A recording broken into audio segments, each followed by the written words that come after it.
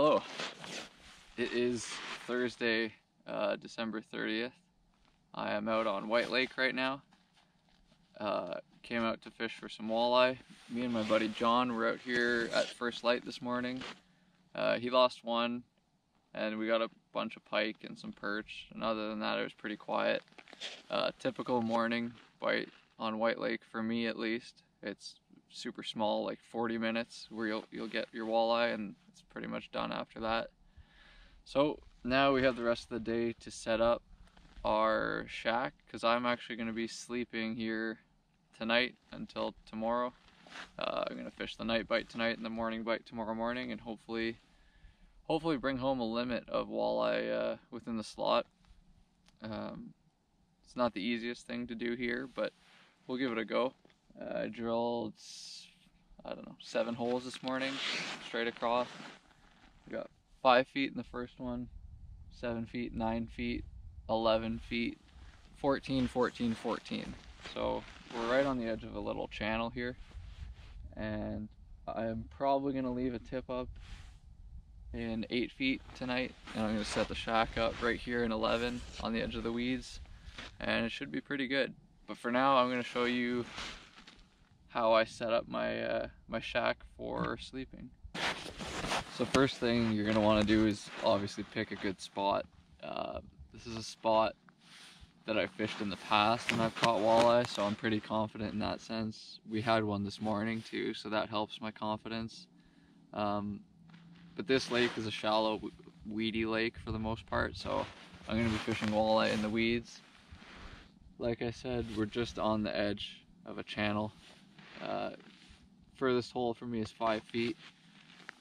Furthest hole this way is 14 feet, and we're in about 11. So we're not on the first break where it goes from 5 to 9, but we're on the edge and there's some weeds around. So I got my first hole drilled here, and this is where we're gonna set up the hut and sleep. So I'm gonna show you how to do that.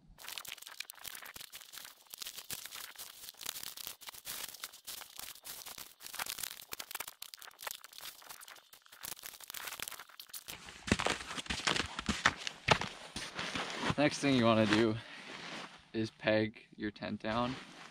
Today is going to be dead calm, tonight's going to be dead calm, tomorrow's going to be dead calm. Either way, I'm going to peg it down probably at least 3 sides, just so I don't get woken up in the middle of the night by everything flying away from me. So we're going to do that next. And I'm going to leave them loose for now until I get my floor set up. And then I'll fine-tune the hut into place where it needs to be. When I sleep in my hut, I only do, well, it's going to be warm tonight, so I don't need to have another one inside. So I like to have one door here, my hole there, and I like to have the other door where my cot is going to be, and my head is going to be there, just so I have an extra vent right near my head, just in case, for safety. And yeah, so I'll be fishing out of this one hole. The hut's pretty much good to go now. Just fill it with all my stuff. And the first thing is going to be the floor mats. So we're going to do that right now. And it should look pretty sweet with the mats in. So these are probably the most important part of your ice camping setup. It helps a lot. I probably wouldn't go camping without them. It's so nice having the floor. Keeps the chill off the ground a little bit better. When you have the heater going, it doesn't melt as much surface snow and ice. So I think this is top 5 most important things you need for ice camping.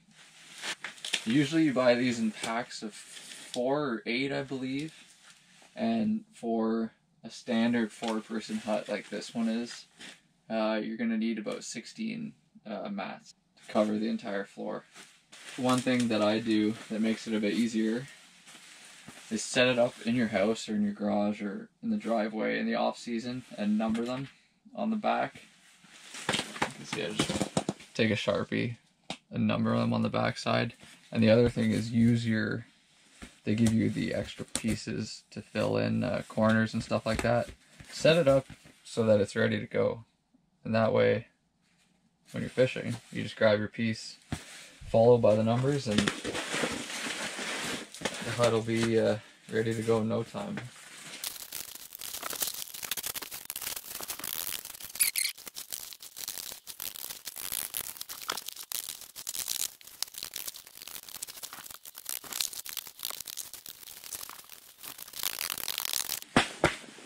Once you have them all in, it doesn't hurt to give them a little stomping just to flatten everything out.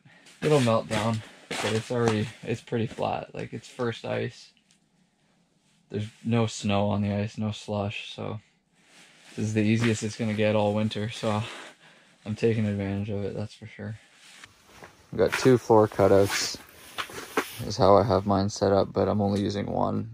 It's gonna be warm enough tonight that I'll leave a tip up outside until I'm ready to sleep. And then when I'm sleeping, I'm just gonna have one line in the water because I don't feel like dealing with a tangle at 3 in the morning with 2 lines. And yeah, so we're gonna start bringing the rest of the stuff in and should start to come together pretty quickly now.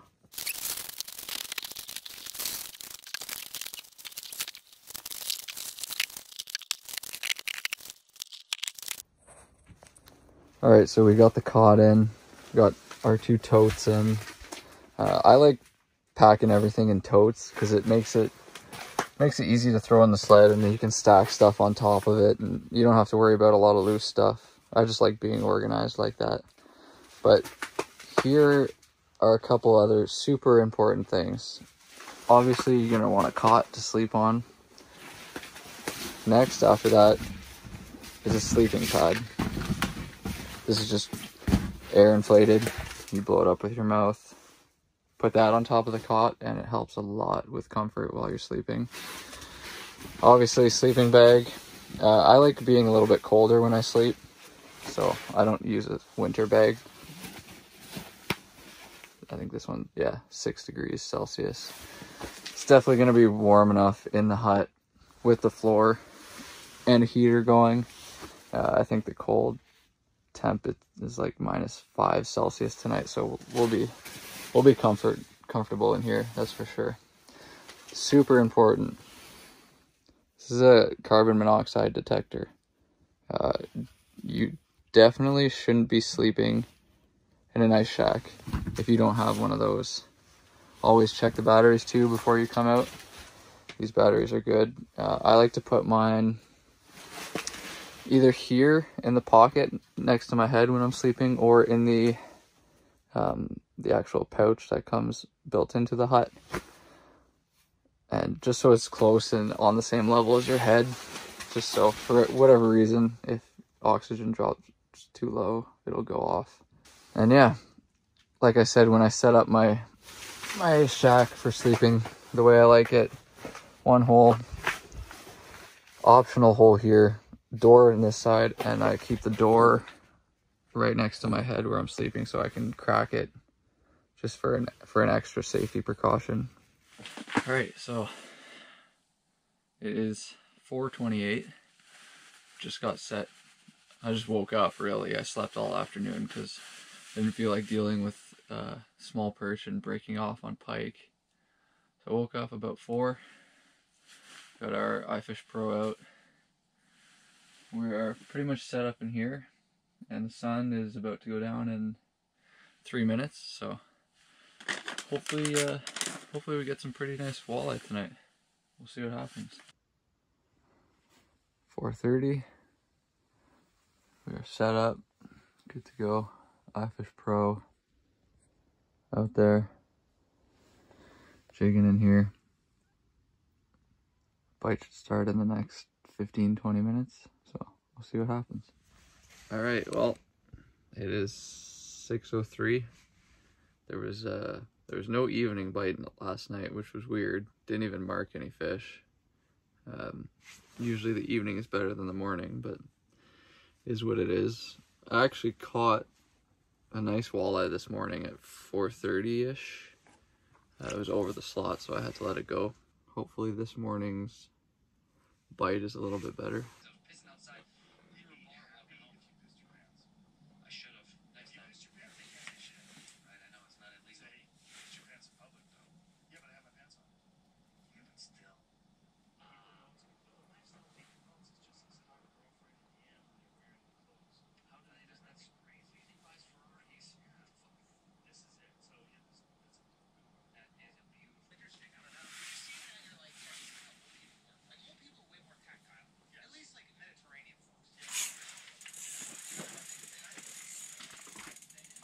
Didn't even mark him.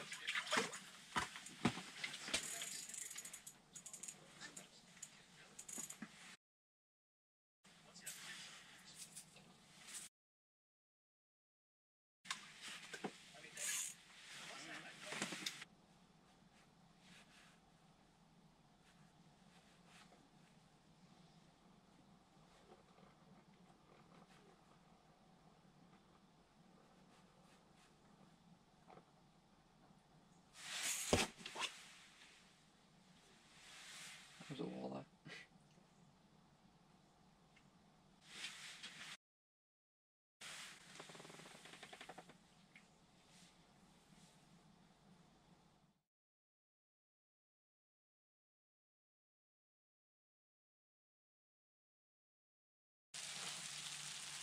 It's raining something.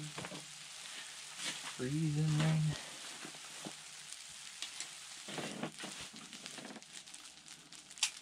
Well, it is Friday afternoon now.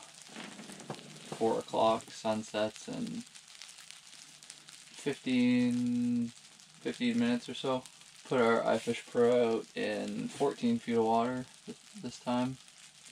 Still jigging in 11 since we had action here this morning, so hopefully we can catch one or two within the slot size and bring them home in the last couple hours.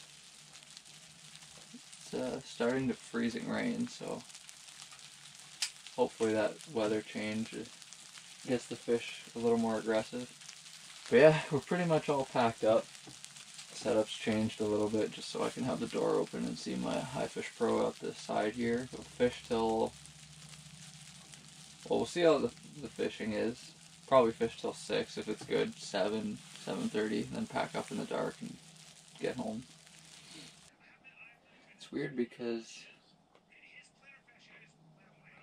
the morning bite happens 10 minutes before sunrise. Almost 20 minutes, almost at 20 minutes after sunset. Still not marking.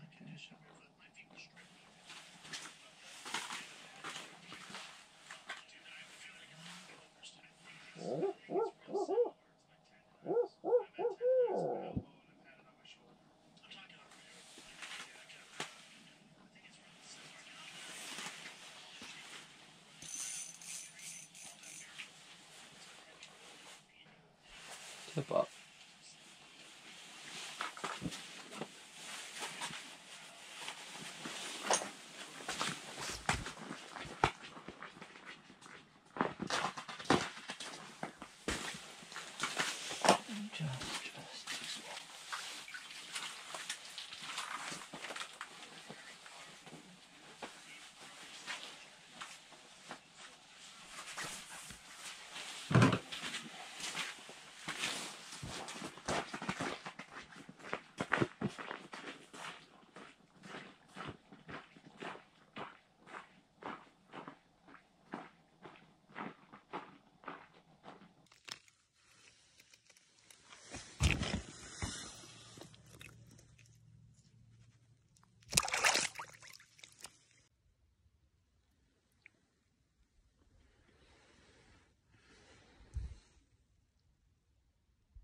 Gonzo.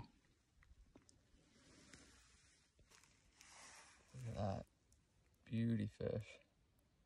So sick.